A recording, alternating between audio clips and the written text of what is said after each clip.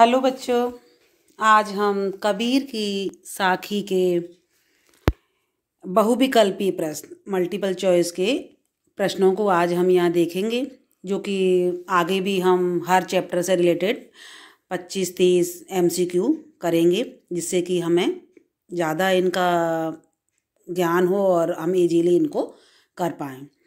तो जो पहला हमारा MCQ है कि मीठी वाणी के प्रयोग से क्या मिलता है। तो इसके जो ऑप्शन है, औरों को दुख और अपने तन को शीतलता, औरों को सुख और अपने तन को शीतलता, औरों को सुख और अपने तन को दुख, सभी को कष्ट होता है। तो इसका जो राइट आंसर है वो है औरों को सुख और अपने तन को शीतलता प्राप्त होती है। जब हम मीठी वाणी का प्रयोग करते हैं तो औरों को सुख मिलता है और अपने तन को भी शीतलता मिलती है। आगे कवि ने कैसी वाणी का प्रयोग करने को कहा है? शीतल, तीव्र, मधुर, कटु। तो यहाँ इसका आंसर हुआ कि कवि ने मधुर वाणी का प्रयोग करने के लिए कहा है। यहाँ आपा का क्या आशय है? आप, अहंकार, नियंत्रण, सुध-बुध।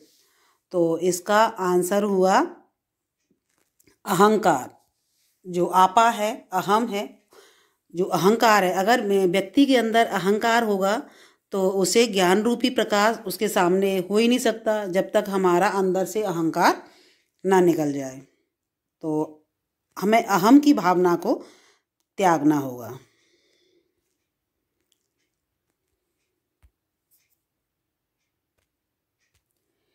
कस्तूरी क्या होती है और कहाँ रहती है? सुगंधित पदार्थ घर में, मृग की जाति वन में, सुगंधित पदार्थ मृग की नाभि में, मृग की जाति और कुंडली में। तो इसका जो आंसर है सुगंधित पदार्थ है। कस्तूरी क्या है? एक सुगंधित पदार्थ है जो कि मृग की नाभि में होता है। राम कहाँ बस रहे हैं? घट-घट में, दुनिया में, कुंडली में, कस्तूरी में। तो यहाँ जो राम कहाँ बस रहे हैं वो घट-घट में ईश्वर का वास है। घटी-घटी राम का क्या आशय है? घाट-घाट में, घट-घट में, कंकड़ में। तो इसका जो आंसर है घट-घट में राम का वास है। मतलब ईश्वर का जो वास है वो घट-घट में है, कण-कण में है। मृग वन में ढूंढता है, क्या ढूंढता है? कुंडली, नाम, श्री राम, कस्तूरी। वो कस्तूरी को ढूंढता है जो कि उसकी नाभि में है और वो उससे बिल्कुल अज्ञान है, अनजान है, जो कि स्वयं वो उसकी नाभि में है। इसी तरह जो ईश्वर, जैसे कहा है कबीरदास जी ने कि जो ईश्वर है वो जो मनुष्य है वो ईश्वर से अनजान है कि ईश्वर कहाँ है, लेकिन वो तो कण-कण में ईश्वर का वास है। इसी तरह जो मृग की नाभि में ही कस्तूरी है, लेकिन वो उससे बिल्कुल अनजान है और वो वन में उसे ढूंढता है। जब मैं था, मैं कौन है? छोटा बच्चा है, कबीर है, अहम भाव है, रहीम है। तो यहाँ जो इसका आंसर है, जो मैं है वो अहम भाव है कि जो भी कुछ है मैं हूँ। जब तक इंसान के अंदर एक अहम भाव रहेगा तब तक वो सामने वाले का कोई भी उसे इज्जत नहीं देगा, लेकिन अहम भाव को पहले त्यागना है। तो यहाँ इसका जो आंसर है वो अहम भाव है। हरि के आने से क्या हुआ? दोनों मिल गए, अहंकार मिट गया, सब मिल गया। हरि के दर्शन हो गए। तो यहाँ जब हरि जब आए, जब ईश्वर का साक्षात्कार हुआ तो अहंकार मिट गया। या फिर ये भी कह सकते हैं कि जब हमारे अंदर से अहम की भावना मिट जाती है तो ईश्वर का साक्षात्कार स्वतः ही हो जाता है। जब मैं था का अर्थ है मैं विद्यमान था, भगवान था, अहंकार था, स्वार्थ था। तो यहाँ पर अहंकार था। जब मैं था, जब मैं की भावना थी इंसान के अंदर, तब उसके अंदर अहंकार था, तो उसे ज्ञान रूपी प्रकाश मिल ही नहीं सकता। जब अज्ञान रूपी जो अहम है वो नष्ट होगा, तभी उसके सामने ज्ञान रूपी प्रकाश प्रकाशित होगा। अंधियारा मिटने का क्या आशय है? अज्ञान नष्ट हो गया, प्रकाश हो गया, दुख दूर हो गए, सुख मिल गया। तो इसका जो आंसर है, अज्ञान नष्ट हो गया। जो अज्ञान रूपी जो अंधकार है जब नष्ट होता है तभी ज्ञान रूपी प्रकाश सामने आता है। तो जो अंधियारा है वो क्या है? अज्ञान है। आगे, सारा संसार कबीर की दृष्टि में सुखी क्यों है? क्योंकि वे सब ज्ञानी हैं, क्योंकि वे चिंता रहित हैं, क्योंकि वे अज्ञान के कारण भोग विलास में लिप्त हैं। तो इसका जो आंसर है, क्योंकि वे अज्ञान के कारण भोग विलास में लिप्त हैं, तभी वो कबीर की दृष्टि में सुखी हैं। क्योंकि अज्ञानी हैं, वो अपने जो भोग विलास को ही अपना पूरा सुख मान बैठे हैं अज्ञानी होने के कारण। तो उसी की वजह से कबीर की दृष्टि में उन्होंने अपनी दृष्टि में उनको सुखी माना, लेकिन वो वास्तविक सुख नहीं है। आगे, कबीर क्यों जागते और रोते हैं? क्योंकि कबीर को नींद नहीं आती, कबीर सबको सुखी देखकर रोते हैं, कबीर को समाज की चिंता है, कबीर को वास्तविक ज्ञान प्राप्त हो गया है। तो यहाँ जो इसका आंसर हुआ, कबीर को वास्तविक ज्ञान प्राप्त हो गया है, इसीलिए वो संसार के लोगों के लिए भी चिंतित हैं। क्योंकि जो अज्ञानी व्यक्ति है वो वास्तविक सुख एक भोग विलास को ही मान चुका है, लेकिन ये वास्तविक सुख नहीं है। कबीर में और संसार में क्या अंतर है? जागने और सोने का, दुखी और खुश रहने का, ज्ञान और अज्ञान का, असुविधा और सुविधा का। तो यहाँ जो इसका आंसर है ज्ञान और अज्ञान का। जैसे कि जो कबीर हैं वो ज्ञानी हैं, उन्हें ज्ञान प्राप्त हो गया है, और जो संसार के जो लोग हैं वो अज्ञानी हैं, तो उनके लिए वो चिंतित रहते हैं। तो इतना ही अंतर है ज्ञान और अज्ञान में। कवि का नाम क्या है इसमें, इस पाठ में? मीरा, कबीर, सूरदास, प्रेमचंद। तो यहाँ जो कबीर की साखियाँ हैं तो इनके कवि कबीरदास जी हैं। बोरा होई का क्या अर्थ है? विरही होना, पागल होना, मर जाना, जीवित होना। तो बोरा होई मीन्स जब ईश्वर के वियोग में, जब व्यक्ति जिसे ईश्वर के नाम की रटना लग जाती है तो वो उसके वियोग में नहीं जी सकता। तो उसकी स्थिति जो बोरा हुई मीन्स पागल जैसी हो जाती है। विरह रूपी सर पर काम नहीं करता। मंत्र, यंत्र, तंत्र, संयंत्र। तो संयंत्र, तो यहाँ पर जो इसका आंसर हुआ मंत्र। जब विरह रूप मतलब जैसे सर्प है या किसी के वियोग में व्यक्ति जीता है तो वहाँ पर कोई भी मंत्र काम नहीं करता है।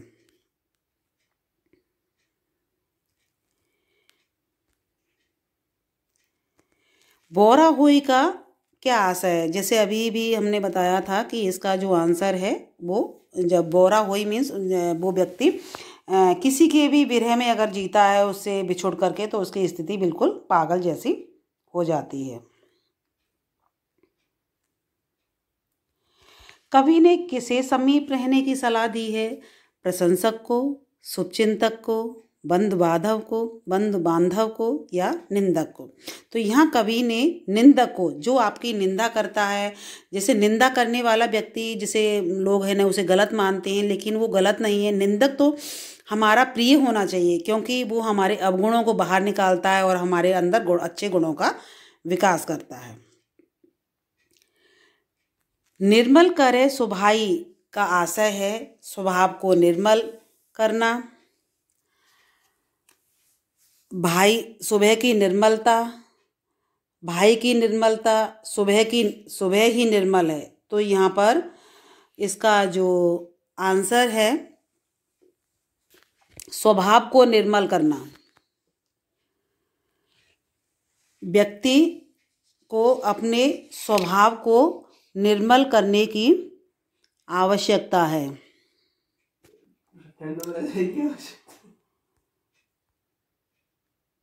निंदक हमारे लिए क्या करता है? वह हमारी निंदा करता है, वह हमारे स्वभाव को निर्मल बना देता है, वह साबुन पानी लगाता है, साबुन पानी के बिना रहता है। तो इसका जो आंसर है वह हमारे स्वभाव को निर्मल बना देता है, क्योंकि वो हमारे अवगुणों को बाहर निकालता है और हमारे अंदर अच्छे गुणों का विकास करता है। निंदक लाभदायक है क्योंकि वह पास रहता है, कमियां बताता है, हीन भावना उपजाता है, स्वभाव को निर्मल बनाता है।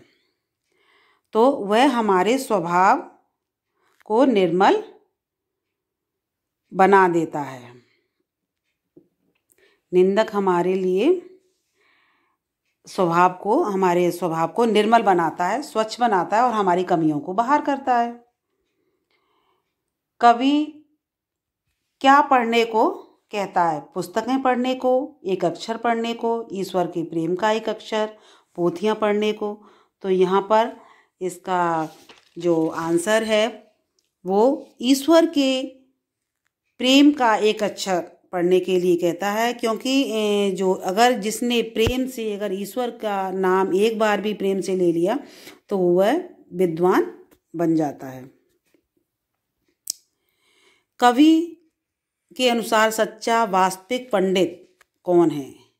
पोथियां पढ़ने वाला, प्रेम का महत्व जानने वाला, पढ़ पढ़ कर मर जाने वाला, या फिर एक अक्षर पढ़ने वाला। तो एक अक्षर, जो ईश्वर का प्रेम से एक अक्षर भी पढ़ लेता है तो वो वास्तविक, ये पंक्ति में यही बताया है कि वह एक अक्षर भी अगर ईश्वर का प्रेम से पढ़ ले तो वह वास्तविक पंडित बन जाता है।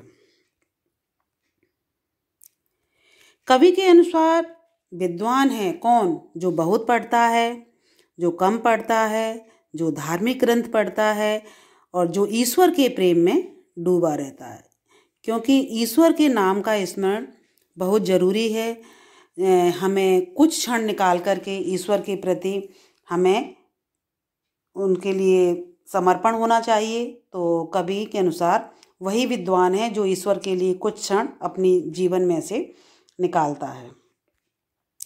पोथी का क्या अर्थ है? किताबी ज्ञान, पुस्तकें, धार्मिक पुस्तकें, सांसारिक पुस्तकें। तो इसका जो आंसर है धार्मिक पुस्तकें। धार्मिक पुस्तकें जब व्यक्ति पढ़ता है तो उसमें से वह ईश्वर के प्रति उसकी आसक्ति बढ़ती है और वो आस्तिक लोग ही, उनके मन में ही ईश्वर के प्रति समर्पण की भावना होती है। यहाँ पर घर किसका प्रतीक है? निवास स्थान का, विपत्तियों का, विषय वासनाओं का और संसार का। तो यहाँ जो विषय वासनाएं का घर जो है, घर किसको बताया है? विषय वासनाओं को, उन्हीं को जलाने की यहाँ पर कवि ने बात कही है, क्योंकि विषय वासनाओं से हमें लिप्त नहीं रहना है, हमें ईश्वर के प्रति भी एक आस्तिक होना है। मुराड़ा शब्द का क्या अर्थ है? जलता हुआ घर, जलता हुआ अहंकार, जलती हुई लकड़ी, जलता हुआ संसार। तो यहाँ जलती हुई लकड़ी जो मसाल है वो उसके लिए मुराड़ा यहाँ पर कहा गया है कि जलती हुई जो लकड़ी हम लेकर के विषय वासनाओं को हमें जलाना है। कबीर की भाषा बताइए। तो यहाँ कबीर की जो भाषा है वो सदुकड़ी है, जिसमें ब्रज, अवधी, पंजाबी, राजस्थानी इन भाषाओं का यहाँ पर मिश्रण है।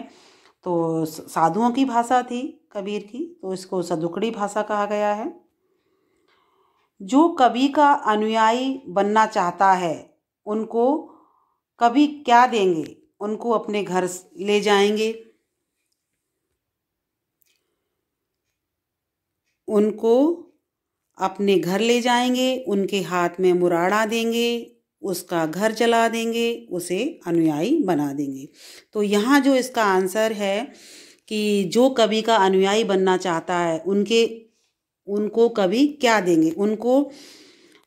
उनके हाथ में मुराड़ा देंगे, जिससे कि वो अपनी विषय वासनाओं को जला देंगे और वे स्वयं कबीर के साथ चलने के लिए तैयार हैं, और वो भी ईश्वर की भक्ति या ईश्वर के प्रति आसक्ति पैदा करना चाहते हैं। तो यहाँ आपने ये 25-30 ये बहुविकल्पीय प्रश्नों को देखा और इन्हें आप आसानी से समझ गए होंगे। धन्यवाद।